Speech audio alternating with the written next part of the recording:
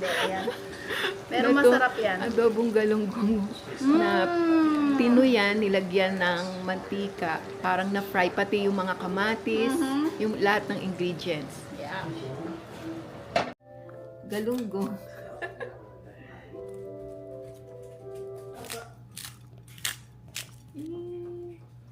Bell pepper. Kamatis. Kamatis. Tomato. Sibuyas. The onion and what's that? The chili.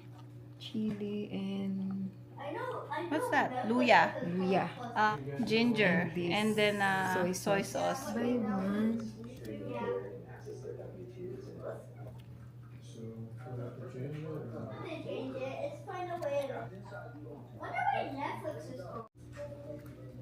Some important signings today. Some representatives transmitted this for you. We have a number of executive orders for your attention today, sir. The first relates Recipe. to make them more change. Oh. Yeah.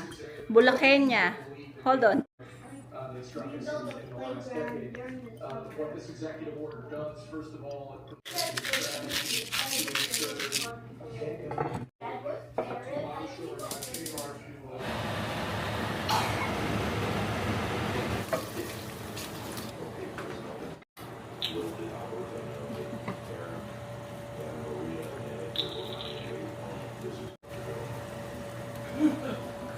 Mantika na siya. If you could see, there's oil. So it's gonna get, ang tawag doon, pirito, fried. Filipino, Bulacania. Bulacan style ba iyan? No? Luto na ito. Napirit. Kung may oras kayo, pwede nyo ipirito isa-isa, no? Pero sa amin, okay na to. Napirito na ilalim eh. Yun. Tapos may kanin na mainit. Ang sausawan na Pirito sa ano. pirito mo pa. Pirito natin.